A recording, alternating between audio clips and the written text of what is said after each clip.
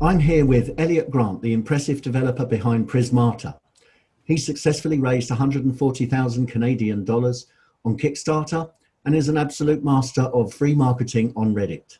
He's achieved 7 front page posts on Reddit with his compatriots and has managed to distill and break down the ingredients for success on this fantastic platform. Thanks for being here today, Elyot, at the Business of Indie Games. Welcome. Thank you. It's wonderful to be here. Great. So let's dive straight in. Tell us where you are right now and what you're working on, if that's okay. So I'm in Toronto. We are working on a online perfect information strategy game called Prismata. It's sort of the nerdiest strategy game you could imagine. We've been working on it for a number of years. It started as sort of a hobby project. My background is actually not in game development. It's in sort of tech startups, and I was actually a computer science researcher doing a PhD at MIT in sort of deep theoretical computer science, and quit school to devote full time to this game of ours, which was achieving some success even just as sort of an early prototype. Wow. It's a very similar story, actually, to Demis Hassabis. Do you know Demis at all? Yeah. He's the Mind Sports Olympiad guy, DeepMind.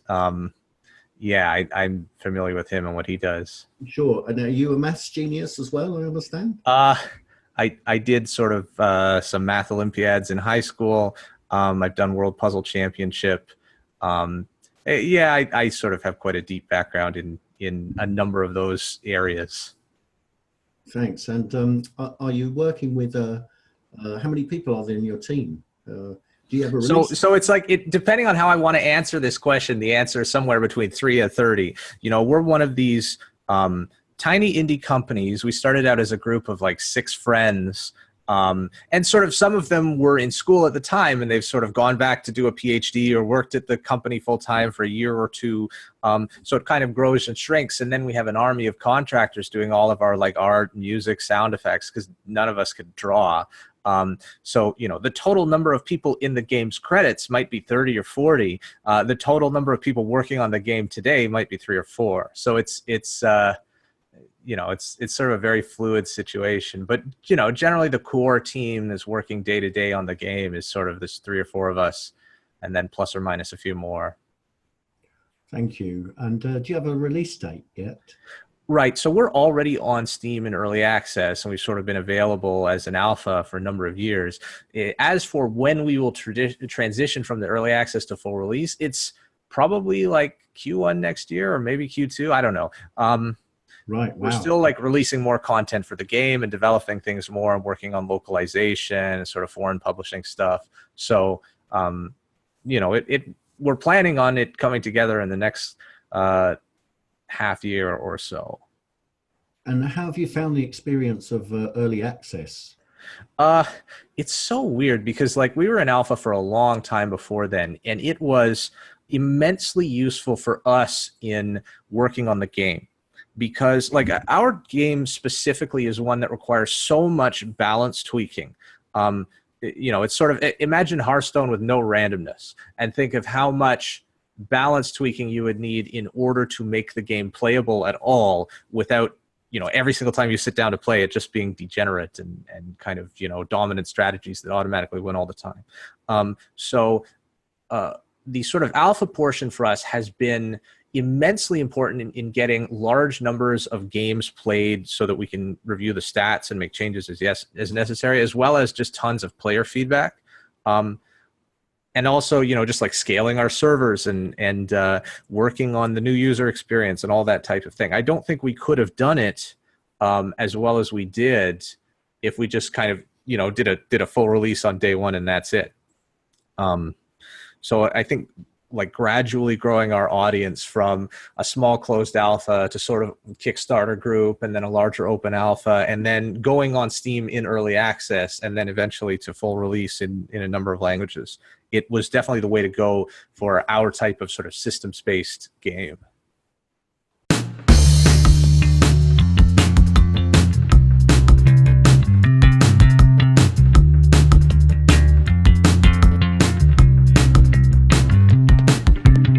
Great. Yeah, thank you. That's really helpful.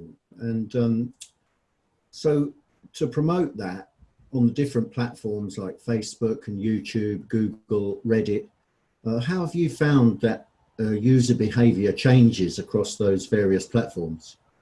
I mean, Reddit is so special in the way that users interact with content. Um, like Reddit is a place where you really care about a lot of people seeing your content, but in order to get that, you just want upvotes on it. Facebook is, to some extent, you just pay your way to the top. YouTube, you can make a viral YouTube post and you're relying on people sharing it but the actions that cause people to upvote on Reddit, I think, are a little bit different than on the other sites. I think that's the number one thing, right? If you want to post on Reddit, you need your post to be seen by a lot of people, and you need a high percentage of those people to click upvote, which is not the same as having a high percentage of people click your post or interact with it or perform the call to action. And there's no algorithm behind the scenes that's doing it. It's not like YouTube where you have to sort of appease the secret YouTube algorithm to get your video shown to a lot of people. On Reddit, the algorithm is sort of publicly known and is written right there in the source code, which is actually available for you to read, although they may have changed it since making it no longer open source. But the ostensible Reddit sorting algorithm is there for you to look at and read and understand, and it sort of behaves the way you know and expect. So you're optimizing around a known goal, and that goal is a little bit different than with the other platforms. Thank you. Could you dive a little bit deeper into that specific? Yeah, so how it works is, so on Reddit, there are a bunch of different subreddits, which are like sub-forums of a forum. And when people visit the site, if they have an account, then it will show them content from the various sub-forums that they are on. If they don't have an account, then it will show them stuff from like the r/popular page or the r/all page, which basically mean sort of the mainstream Reddit content that is shown to everybody, which excludes some subreddits that they deem either politically unsavory or adult content, or also some type of just really niche content that they don't want to be showing on their front page. And this actually includes a lot of gaming related content.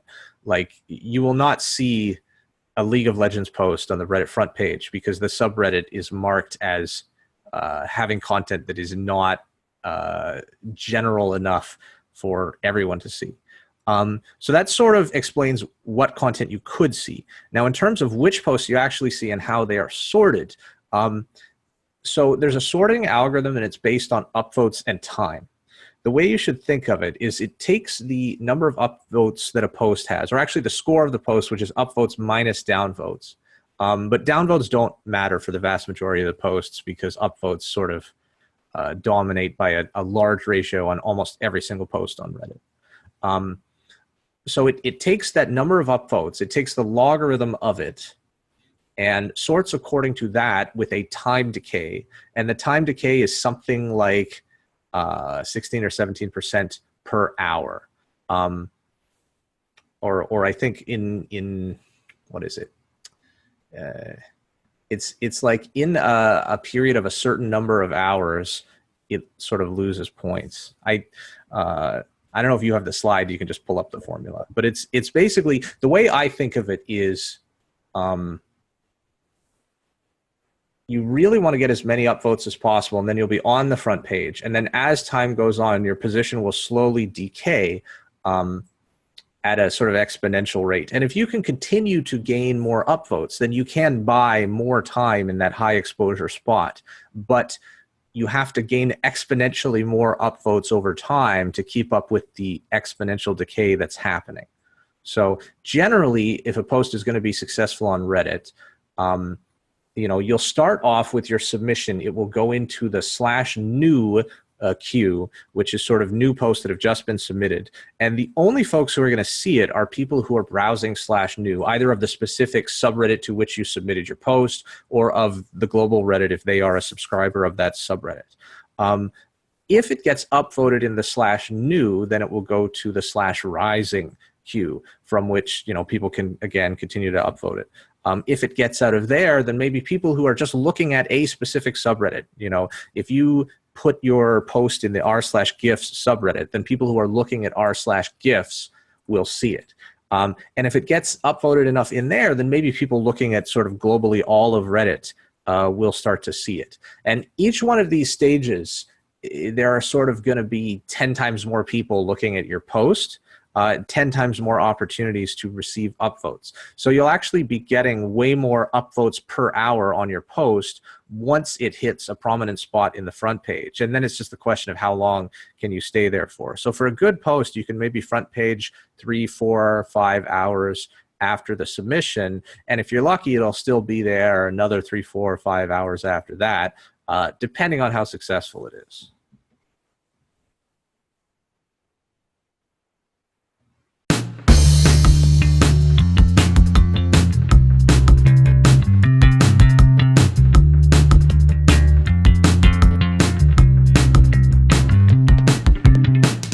Wow, thank you.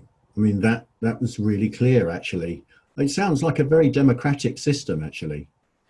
Yeah, it's kind of a little bit cutthroat in that if at any of these phases your post fails to attract sufficient attention, it will just fall off. So if you post, say, like 100 Reddit posts, you know, maybe like 5 or 10, or, you know, if you're really good, 20 of them will do well, but most of the rest of them will get like 5 upvotes because they just never made it out of /new. And in particular, if your post gets early downvotes, then you know, it might just never really make it over that hump where a large number of people are seeing it in a subreddit, where it can then start to attract more attention. And because like upvotes beget more exposure, which beget more upvotes, which beget more exposure, there's this sort of snowball effect in that if your post is, say, 10% more likely to elicit an upvote from a potential user that's looking at it, then that 10%, it's not going to snowball you into 10% more votes at the end of the day. It could snowball you into twice as many votes, or 5 times as many votes at the end of the day, because at every one of these phases, the sort of growth coefficient is very superlinear. So it's really, really important to have content on Reddit that solicits a lot of upvotes. Or at least tries as hard as it can to not just solicit a click from the user, but to actually, you know, if you're making a text post, for example, you want the user to look at your text post, read it, and then go, oh, I should upvote this. And the behavior that induces upvoting on Reddit is often, you know, either people really like something or they really want other people to see it. And especially if the content expresses a view that agrees with something that people may feel, or an opinion that they may have, or something that they think is a hidden truth that other people should know about, that tends to induce a lot of upvoting behavior. So like knowing that, you can sort of tailor your content around what's most likely to achieve success. Yeah, can you tell us about your content specific strategy and how that fits into your overall strategy? So one of the problems with Reddit is you can never really predict how successful it's going to be. So like, you know, you can't just go, oh, okay, well, here's the plan. We're going to launch on Wednesday, and then on Thursday, we're going to be on the Reddit front page. It doesn't work. It's very unpredictable. If you make an attempt to do something on Reddit, you just have to treat it as gambling, right? You have to treat it as something that may or may not work. So it's sort of, I guess it's very luck based as a part of your strategy. But I think if you try a lot, and if you like, the rewards are insane. If you have a post with, say, I don't know, 30,000 upvotes or something like that, the average number of views per upvote is like around, well, it could be 50, it could be 100, depending on the subreddit. But I would say estimate around 40 to 50 views per upvote. So you could be getting like on the order of 1 million views or more, multiple millions of views if you get a really successful Reddit front page post. So it's gambling, but the rewards are insane. Some of the posts on our, like during our Kickstarter, those days we would earn $10,000 or more above the sort of baseline revenue that we were earning on an average day during our Kickstarter. So there is tremendous value in being able to create a successful post on Reddit, but you can't strategize around it. You can't predict it. You just have to like try a lot. And I think the mistake that most developers make is not trying enough. Like whenever something interesting happens to me, I try to think of a way that I can turn this into a Reddit post, or that I can do something that will attract some attention on Reddit. And, you know, it's not just to promote the game, but it's also like you need to align the goal of promoting your game or whatever product or service you're promoting with the goal of adding value to the Reddit community, or creating some content that people on there would like and would enjoy sharing with others, and actually creates value for them. So I don't know, like it's something that I don't spend a tremendous amount of time doing, but when I see an opportunity, it may be one of those things that I just don't do anything else that day because I see an opportunity and I realize it's so important to capitalize on that opportunity. I don't know. It's like strategy and Reddit are two things that don't really belong in the same sentence, I think, sometimes.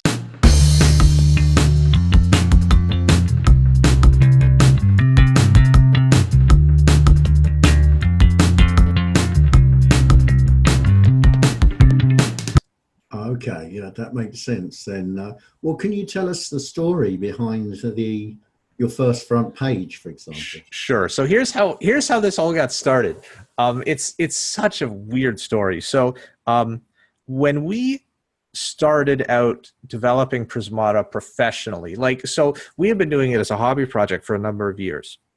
We started doing it professionally. Maybe a year after we quit school to work on the game, we decided we wanted to take it to a convention, just to kind of show it publicly. We had the first version of the game that had somewhat decent art that people could play, and we wanted to just get some feedback and collect a few emails to start a community of alpha players.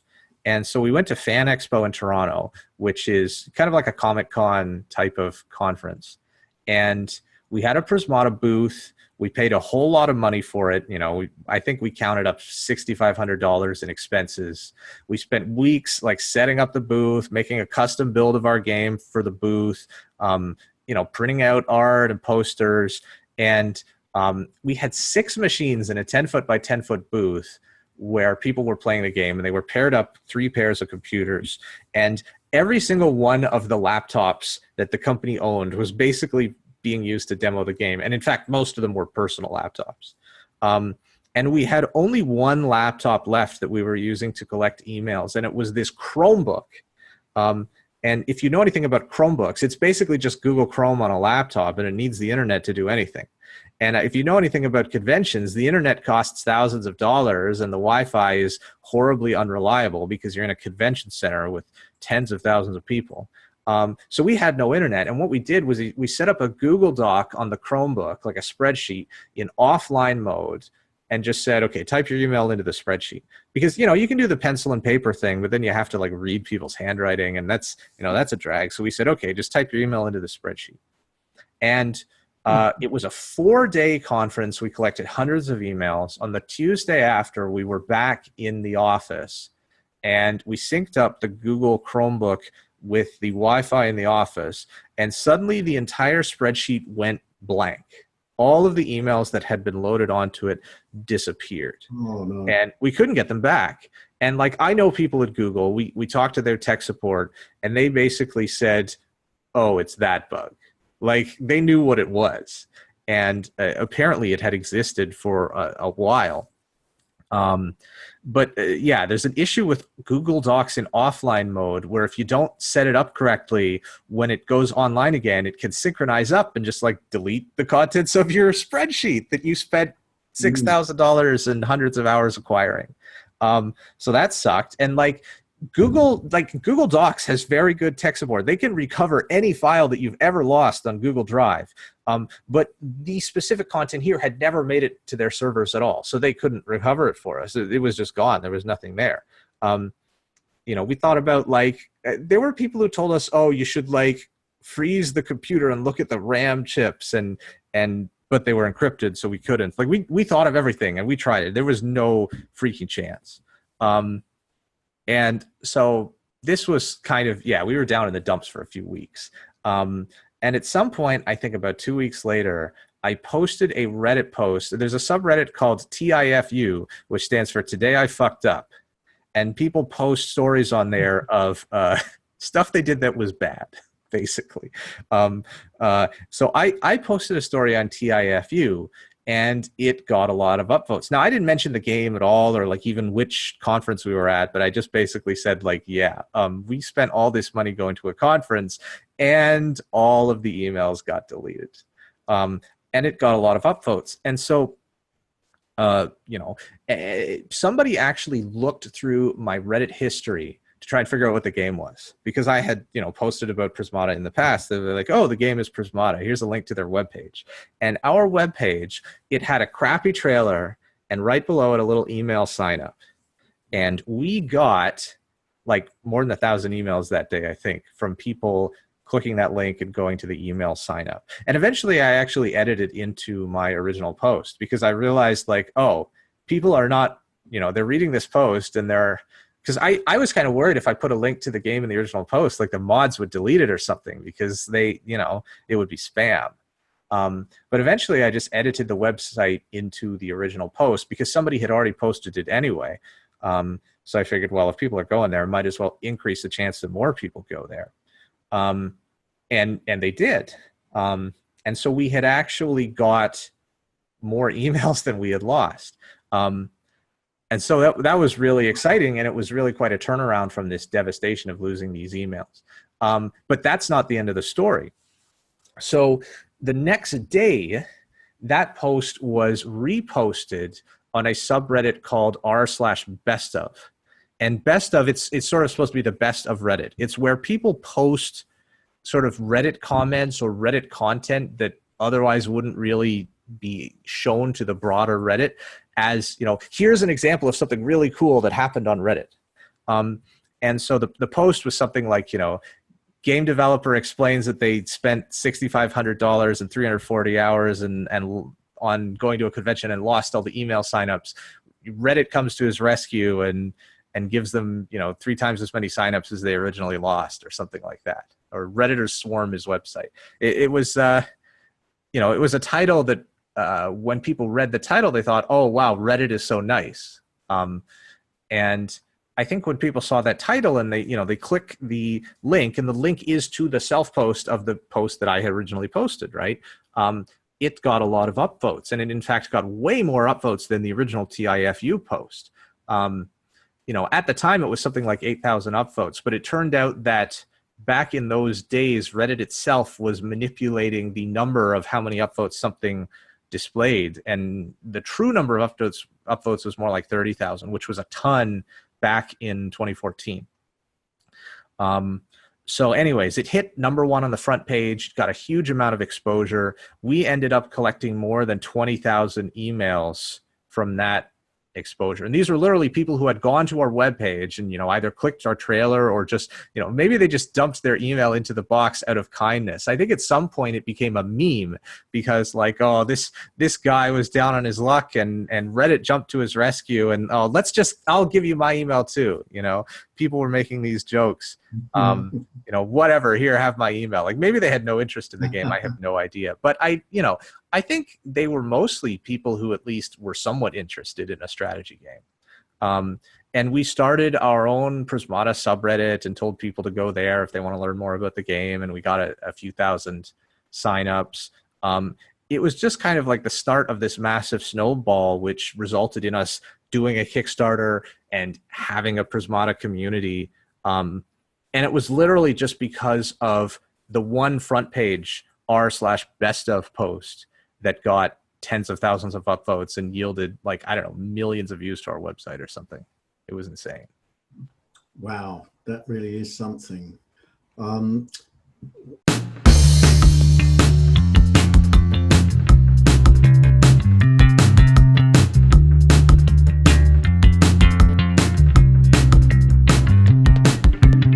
When I think about that, I mean, it's you can't create a disaster every time you need it to get on the top of Reddit. But there does seem to be a sort of successful formula there. What else have you done to capitalize on that or to learn from that? Well, yeah, so we tried to determine whether or not this was reproducible. Now, obviously, yeah, we're not going to create other disasters. You know, you should never try and fake a disaster, for example, because the internet is very good at sniffing out BS, and they'll call you out on it. But we did try like posting other content to determine to what extent we were able to get it on the front page. And we waited until our Kickstarter was live because we figured, well, if we want to get millions of eyeballs on our product, it probably is best to do that at a time when people can give us money, I guess. That was our hope. And so we tried, I'll tell you a few of the things we tried. We tried some image posts. The image post that ended up doing the best was just like the animation on our loading screen, which was this weird, mathematically interesting series of pendulums that had like slightly different time offsets and would make these interesting sinusoidal patterns. And what we did to test out if the post was any good was we went to some really obscure subreddits. Like there was one called r/whoadude, and we just posted it on there, and it became one of the most successful posts that week or that month on r/whoadude. So we figured, okay, people will like it. Let's post it on r/gifs. And so somebody at the company posted it on r/gifs during our Kickstarter. And that one was a little bit trickier because there was no call to action in the post. It was literally just an image. Now, the image did say like loading Prismata underneath the floating balls, but that wouldn't really necessarily cause people to click over to our Kickstarter and give us money. So even though it got, I don't know, on the order of 10,000 upvotes or something like that, it didn't really convert. We tried just doing like story sort of self-posts, like, you know, retelling the same story. We tried just sort of like I posted a Reddit comment in our own subreddit and in response to, I think we created a thread asking people for testimonials. And one guy at the company posted like, these testimonials are amazing, blah, blah, blah. We're so thankful for all you guys. And then I posted a response to that comment, which basically said like, we would totally be dead in the water without Reddit. You know, because literally Reddit saved our company, and I sort of just retold the same story from a few months ago. And that got cross-posted to r/bestof. And then that got, I don't know, on the order of 10 or 20,000 upvotes on best of, and that was during our Kickstarter. And so once again, we were on the front page, more or less just retelling the same story that we had told a few months earlier. And you know, the entire setup was a bit complicated because we had this thread on our own subreddit. Somebody on the company posts something, I respond, somebody else cross-posts it to r/bestof. But the end result is, you know, that post had a link to our Kickstarter page and mentioned at the bottom, oh, we're on Kickstarter. And I think we actually didn't edit that into the post until we'd already got a substantial number of upvotes, because we're always worried that like, if the post seems at all commercial, or at all like the person who's posting this is trying to gain from the post or benefit from the post, that sort of puts a damper on how much people are willing to upvote. So there's always this interesting optimization question of like, how strong is your pull to your call to action? But one thing that I definitely think is true is at the start of the day, when you're really trying to get the snowball rolling, you shouldn't have a strong call to action or anything that makes your post seem remotely like a shill post or like a commercial post or anything like that. And then later in the day, once you're on your front page, that is when each marginal upvote matters a whole lot less. And you just care about the exposure at that point, and you want the call to action to work. So we sort of learned a lot about that. I did an AMA thread, which is Ask Me Anything, the day after, I think, one of those Reddit posts. And it actually got a lot of action. I think the title to the thread was, again, concerning like Reddit completely changed my life. You know, and that seems to be a theme that, at least in 2014, people were really happy to upvote because Redditors really liked Reddit and wanted to upvote news about sort of Reddit being a good force in the world, I think. That attitude may have changed a little bit, but you know, that I think one of the most important things in getting a good post title is to, you know, try and elicit an emotional response from the person just from that post title, so that maybe, you know, they could just read the title and think, oh yeah, I agree with this and I want other people to know that this is true, and then they'll upvote it, maybe without even reading the post. You know, at least that's what I would think qualifies as upvote bait. We had a few more this year.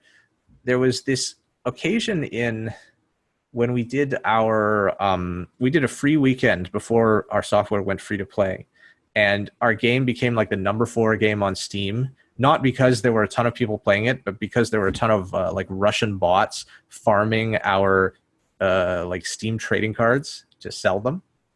And I basically made a Reddit post on r/games explaining like how we got to #4 on Steam.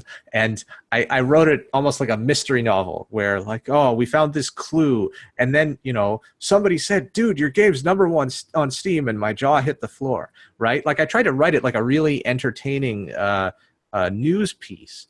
And then we revealed at the end, like, oh, this Russian bot site had, you know, like, and I even included some data from Steam, right? Which I think, you know, technically like saying, oh yeah, we knew they were from Russia because we looked at the Steam sort of finance data. That even might be slightly NDA data that we're not really supposed to share.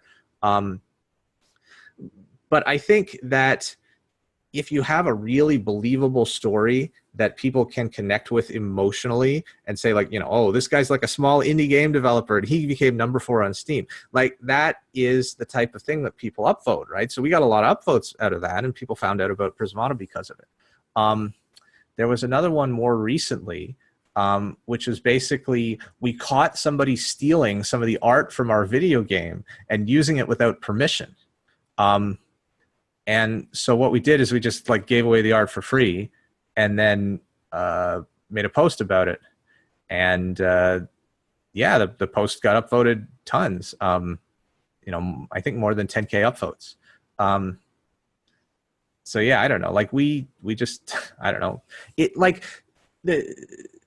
these are things that happen to a lot of gaming companies, right? Like I've talked to other game companies for whom they've, you know, became really high on Steam because some Russian bot hacker like decided to farm keys off their game, but they never posted about it on Reddit, right? So I think it's just the sort of day-to-day interestingness that comes as part of like being an entrepreneur, being a game developer, and maybe any kind of inside information that you might have access to. People really want to hear from you. They really want to hear your unique and interesting perspective, especially if it like, you know, confirms with hard evidence something they already believe. For example, a lot of people think that like, you know, Steam is overrun by bots, or that, you know, Steam is full of people who are cheating the system, right? So they'll upvote just because it like agrees with this preconceived notion they have. But my #1 advice is just like try, like actually post stuff, and maybe it'll work. You know, even if 9 times out of 10 it fails, the one time when it succeeds will more than make up for the other times. And also don't be afraid of something going wrong, because if you're a small indie developer, the thing you should fear most is obscurity, right? And in particular on Reddit, if you post something and just nobody likes it or doesn't do well, all that happens is it falls off the r/new. You can even delete it from your post history if you want, but nobody will see it and it won't matter. So just try. There was the Tfue, there was the best of, there was the other best of during our Kickstarter. There was the image post, there was the AMA, there was the Steam thing, and there was the thing I just mentioned where somebody stole our art. That's 7, right? Oh, yeah. Okay, great. So are there any more?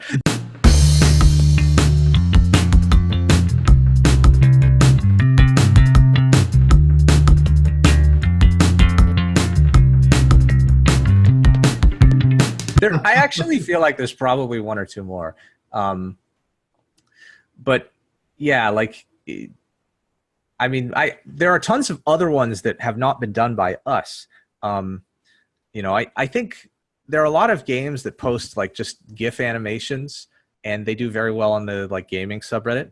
The problem with those is that it's very hard for them also to have a strong call to action unless somebody seeing the game is going to become so motivated to, you know, find out more about the game that they'll just sort of search it themselves, which can sometimes work.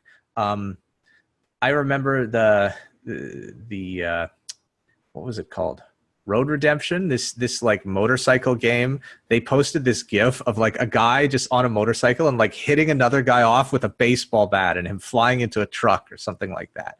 And I remember speaking with the guy who posted it, and he just said like, yeah, just post a lot of stuff and find something that has a spark to it, and maybe people will upvote it. And it was just sort of like the comedic timing of the GIF was so good that people liked it. And I think that type of content is more similar to people who just like post on Twitter a lot, because what causes retweets is very similar in that case to what causes upvotes. What I do is probably a little bit different and probably way too long form for Twitter.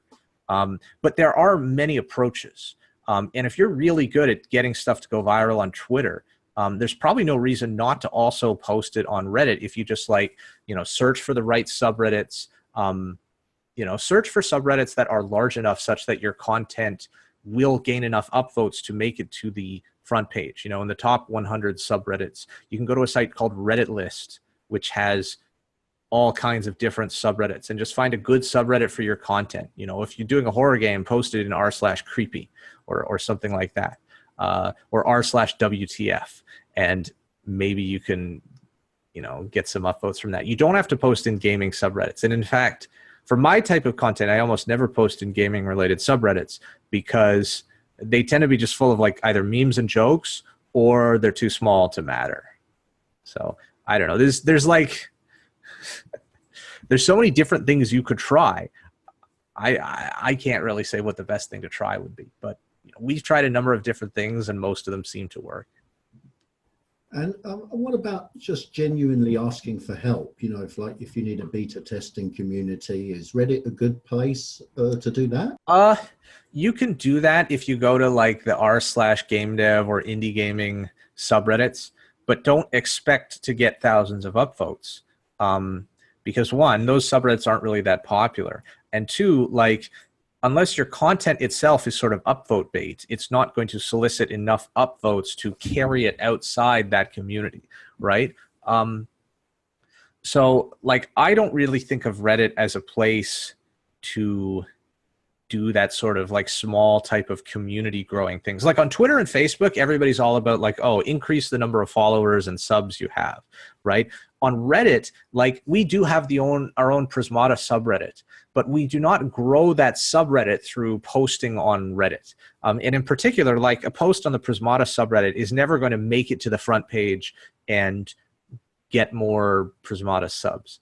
I have seen it happen where like a very obscure subreddit will be referenced in a highly upvoted comment in a Reddit thread that is receiving a lot of exposure, and it can cause a giant boost in the population of that subreddit.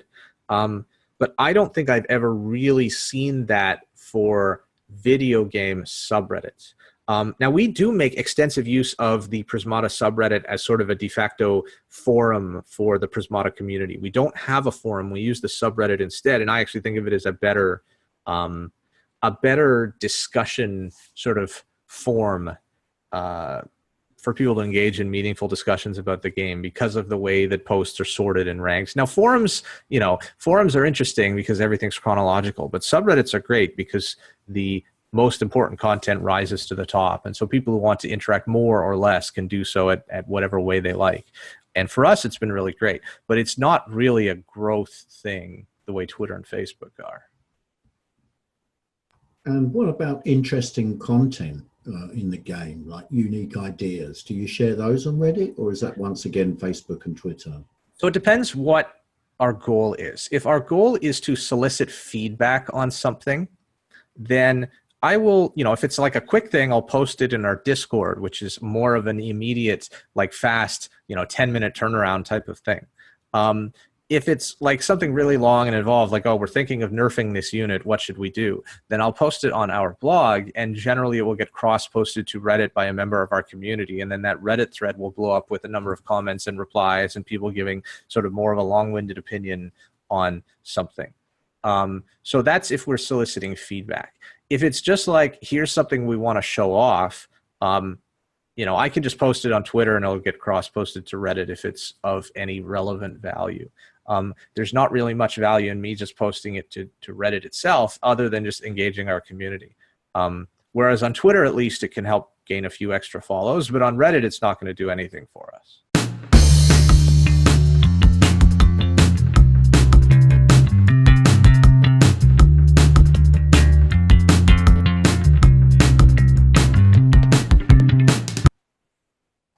Thank you. And what pitfalls should developers avoid? I mean, of course, you've got to have, you know, you've got to add authentic value and avoid, you know, trying to manipulate the community. What other pitfalls should developers avoid? Okay, so yeah, I could talk for a long time about this, but let me just preface this with the number one thing. Don't cheat, don't break the rules, don't violate the Reddit TOS. The consequences for doing any of the above can be very severe to your reputation as well as just to your privileges of using Reddit. There are a number of examples of like very prominent figures in the Reddit community who have had their posts nuked, their accounts deleted or banned or shadow banned because they violated the rules. One thing that Reddit really cares about is no vote manipulation. Like, you can go to websites that have botnets that will upvote your Reddit posts, but I'm pretty sure that they could catch you doing that type of stuff. And you know, unless you had like a lot of different proxy servers from different IP addresses that are really like, you know, behaving as normal users would, I think it's very tricky because Reddit has invested a tremendous amount of time and energy in their spam detection. And like, you know, the Reddit source code was open source for a number of years, but the spam detection portion of it was always redacted from that open source because they don't want people to know how their spam detection works to try and get around it. And they have a lot of stuff in there. There have been people who have been banned from an entire subreddit for posting their Reddit post on Twitter and telling people like, hey, come upvote my post, right? That's considered vote manipulation. If you solicit upvotes in any public way, it's considered vote manipulation. If you post a link to your content when you say, I've just created it new, and Reddit witnesses a sort of vote brigading behavior of a number of people like clicking a direct link to that content and then upvoting it, like that type of behavior will be detected by Reddit and your post will just get nuked. So when we post something on Reddit, you know, usually me or somebody in our company or whoever's posting it will just kind of quietly post it at a certain time and let Reddit work its magic. If you want to get a few initial upvotes to try and get out of the /new part of a subreddit faster, then find a few friends or family members and tell them, you know, don't even give them a link to your post. Just give them a link to the /new queue of that specific subreddit where they can go and they can see that your content is there, right? Which I think is not really violating the Reddit TOS at all, because if, you know, if somebody just decides, it's a nice time to visit the /new queue of this particular subreddit and browse around and upvote what they see and like and downvote what they don't, you know, that type of behavior is acceptable, right? Reddit has a lot of these sort of gray areas, like if you make your own post, the r/best_of community has a rule that says like, don't submit your own posts to r/best_of. So like, get somebody else to do it for you, right? If you post it on the same account, then people on Reddit will know. If you post it even on an alternate account that's like known to be yours, right? Then the people will know and they'll sleuth it out and they'll report you to the mods and they'll nuke the post, right? So you know, like, just don't try to cheat, and like, don't do anything that seems too inauthentic or shill, because it just won't get upvoted to the front page anyway. Like, if you have just a straight up corporate shill post, people will downvote it to oblivion. You don't have a chance. People have said, you know, oh, you can upvote your way to the front of Reddit. Like, oh, I bought 1,000 upvotes and my post hit the front page. But every single one of those examples that I've seen was content that was more or less already upvote worthy content, and they may or may not have had an extra push because of buying upvotes, but you know, you can't really feasibly do a control to that experiment. So, you know, I don't know of any upvotes, any evidence that buying upvotes is useful. But I do believe, just based on the sort of science of how early posts make it out of this r/new queue, that I think an individual good post will have a higher chance of success if it gets a few extra upvotes as sort of the early minutes when it's first online, just because having a lead and building up that initial snowball is worth so much toward the end. So if you are going to ask your friends and family to help, or to, you know, look at the /new page at a specific time of day, do it right after you post, and probably don't do it in any way that's too extreme that I don't know, that Reddit would detect as spamming. It's a very awkward gray area, and I don't ever want to give anybody any advice that's going to get them into trouble, because there are subreddits that have banned an entire topic from ever appearing in that subreddit ever again. You know, like there is a rapper who's banned from the r/hip hop heads subreddit forever, right? So like all of the hip hop Reddit cannot ever talk about this rapper because they like cheated once on a post, and just like, you know, they wrote "show me some love" on Twitter and linked to a Reddit post or something like that. You know, so you are at the mercy of the mods. Reddit is a police state, and they are the police. If you cooperate and, you know, sort of make legitimately good content that people like, then they're probably not going to give you any trouble. But, you know, just be careful. Don't do anything that seems really sketchy. And I've had a lot of people that they hear me give that advice, and then they say, well, Reddit seems terrifying to me now. I don't want to post anything. But no, you should post. Like the most important thing you should do is post and try to get stuff upvoted. And even if you're like a little bit out of line, 90% of cases, you're just going to get downvoted, or a mod's going to delete your post, or it might not even show up because the spam detection may decide that it's spam before anybody even gets to see it. And then you can move on, or you can repost it under a different account or at a different time, or get somebody else to post it for you, or change the headline, anything. You know, just try again. But yeah, the number one thing is try. And the number two thing is, like, just don't link to your posts publicly ever. Like that, if anybody can ever provide any evidence that you have cheated on Reddit, you're screwed. Don't. And there's really, I don't think, any benefit to cheating. So you know, I think you should just make good content.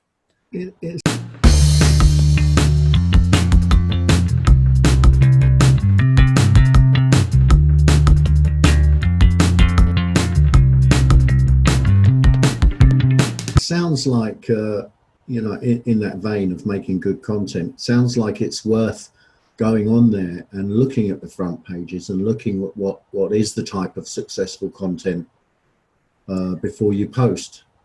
Yeah, absolutely. Like, I think I have been a Redditor since, you know, it was mostly just programmers on the site. And so, you know, I have this sort of, like, you know how people who are really good at Twitter, they sort of somehow instinctively know like what they should write on Twitter and what their community will like and what will get retweets and whatever. Reddit is the same. And I think that the sort of game development community on a whole is way behind in terms of having that instinct, or having people on their teams that have that instinct of what will do well on Reddit. They're really good at Twitter and not so good at Reddit, whereas a lot of other industries have started to realize that Reddit can be so popular. Like, Reddit's the #4 website in the US in terms of, like, you know, how many minutes per day or something like that people are on the site. Reddit is massive. If you can be on the front page of Reddit, it's worth a lot. And, you know, you should put, I think, more of a priority on being good at Reddit than being good at Twitter and Facebook. Because to me, I think Facebook's a dead platform. I think Facebook is just, you know, how much money can you give Mark Zuckerberg to show your posts to the people who have already followed you, right? Or Facebook is just an advertising platform. You know, and for me, Reddit has been so many orders of magnitude more valuable than Twitter. Like, we would post on Twitter every day for months, and then we would post once on Reddit, and it would be worth like literally 100 times more than all those Twitter posts put together or something like that. So I think Reddit's really important. I think Facebook and Twitter are kind of on the way out, and Reddit and Discord are where it's at. I mean, you know, That is just a fabulous insight that you've given us there. I mean, I've really enjoyed, and particularly the last 10, 15 minutes. Thank you so much for talking with us today. It's really been wonderful content, and I know our users are really going to love it. Um, is there anything you'd like me to ask that I haven't asked yet before I stop the recording? Oh man. I don't know. This is a topic that I could probably discuss for, 3 hours, right? There's so many things to talk about, so many little things about, different ways you can put a call to action into your post, like the difference between posting images or posting like albums on Imager, where you can have little text comments below each post, which can even have links, and you can even edit the images after the post has already been submitted. Oh, yeah. Yeah. There's like, how to do an AMA thread could be its own 1 hour topic of discussion. But I think, yeah, a very good piece of advice is look at, for any subreddit that you're thinking about posting to, go to that subreddit, look at sort of the top posts of all time or the top posts in the last month of that subreddit, try and figure out the nature of those posts, read the actual comments to try and figure out the thoughts and feelings and attitudes of the subreddits in that community. You don't have to be a well-known person in any Reddit community to submit something that people like. This is kind of one fallacy I've heard. People think that, oh, you have to like be a known figure in the community to post something on Reddit. That's completely and utterly false. You can make a new account, post something. If people like it, it'll get upvoted to the front page. I mean, some subreddits have rules against that. If you try that in the r/politics subreddit, the mods will nuke your post. You need to have like a really old Reddit post with a bunch of karma on it already before they'll even accept your submissions. But in a lot of the subreddits, you can just be a nobody and post something. But like, I think look at what does well, try and pick the best subreddit for your content. If you want something to hit the front page and do as well as possible, I always post it in the morning on a weekday, because I want it to be front paging at like noon Eastern time, Eastern US time. The majority of Redditors are in the US. People open Reddit first thing in the morning when they get to work. They open it during their lunch break. So like noon US time is a good time to be peaking, like 9 Pacific, noon Eastern. The European folks, it'll be just after work for them. So post like 3-4 hours before that. I think the r/best of post, the big one, we posted it at like 6 or 7 in the morning. And because it was on the front page for a long time, because it did so exceptionally well, it was on the front page for like a lot of the workday in the US. And that was of massive value, because like, it doesn't matter the time of the day, your post is going to decay just as fast. So post timing is kind of relevant. I don't know. Like, there's so many things I could talk about. Well, I guess that's a good place to stop. So much for today, but perhaps we can have you back again and maybe go into some even more detail on some of the specifics. Yeah, there's lots of little things there. Yeah, I mean, you've certainly given anybody who's wants to get involved with Reddit and start making posts, there's plenty of really valuable insight there. Thank you so much for being with us today. It was great. Thank you for having me.